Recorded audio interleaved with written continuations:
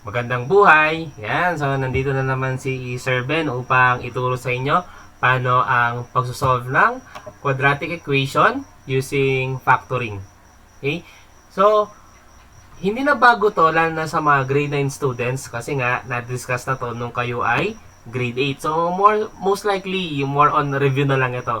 So, ito yung mga dapat tandaan ninyo paano gawin yung factoring. Okay? So, una, positive yung C natin. Okay? So, kapag positive yung C natin, dalawa ang tatandaan mo.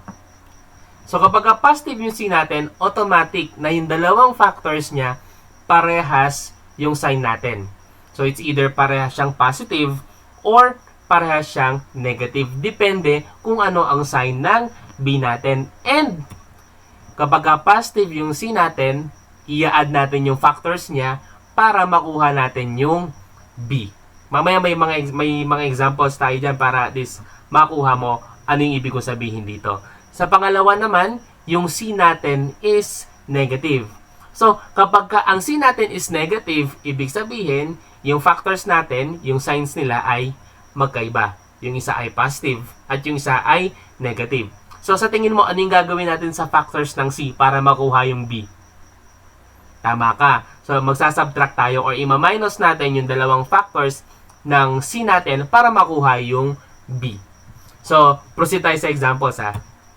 So, dito sa examples natin, dalawa yung ipe-present ko na focusing on the sign of C is positive. So, let's have number 1, x squared plus 6x plus 8 is equal to 0. First, tignan mo muna kung naka-standard form siya. Pag sinabi natin standard form, lahat na yung quadratic term, yung linear term, at saka yung constant term is nasa left side. Tapos, naka-equate siya sa 0. Next, tignan natin yung C. Ano yung sign ng C natin? Correct. Positive. Oh, so ibig sabihin, parehas yung sign natin. Parehas na ano? Parehas ba siyang positive or parehas siyang negative? Based sa example natin, since yung B is positive, tama, parehas siyang positive. Ngayon, anong factors ng 8 na kapag pinag-plus mo, makukuha natin is 6. Correct. 4 and 2. So, pwede magbaliktad dyan kasi pares naman yung signs nila. So, equate yung dalawang factors sa 0. Then, after i-equate yung dalawang factors sa 0, solve natin yung x. So, dun sa una, yung x plus 4 is equal to 0, apply APE. So, anong idadagdag natin sa equation na yon? Correct. It's negative 4. How about dun sa second equation, yung x plus 2 is equal to 0? Ano naman ang idadagdag natin sa equation? Okay, correct. It would be negative 2. So, it will be like this. And then, solving for the value of x, dun sa una, x will be equal to negative 4. And dun sa pangalawa, x will be equal to, correct, it will be negative 2. So, simple lang siya, no? So, yung ano lang dito is, kailangan mo lang tandaan yung C, anong sign ng C, tapos, titignan natin kung positive ba yan or negative, no? Next example tayo. X squared plus 12 is equal to 7x. So, first, kailangan naka-standard form.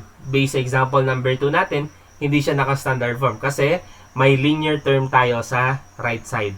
So, ano gagawin natin para matanggal yung linear term doon sa right side? Correct. APE ulit tayo. So, ano idadagdag natin? Tama. Negative 7x. We will have like this. So, kapag ganyan, we will have x squared minus 7x plus 12 is equal to 0. Proceed tayo sa factoring. Tignan natin yung C. Ano yung sign ng C natin? Correct. Positive. Tama ka. Parehas sila. Parehas na ano? Tama ka na naman. Parehas silang negative kasi yung B natin, which is 7, is negative. So, pareho silang negative. Ngayon, 12. Ano yung factors ng 12 na kapag ka pinag-add, makukuha is correct, 7. So, ano yung factors ng 12? That would be, ayan, tama, 3 and 4 or 4 and 3. Pwedeng baliktad kasi nga parehas yung sign nila. Next. Correct. Natatanda namin ginawa kanina.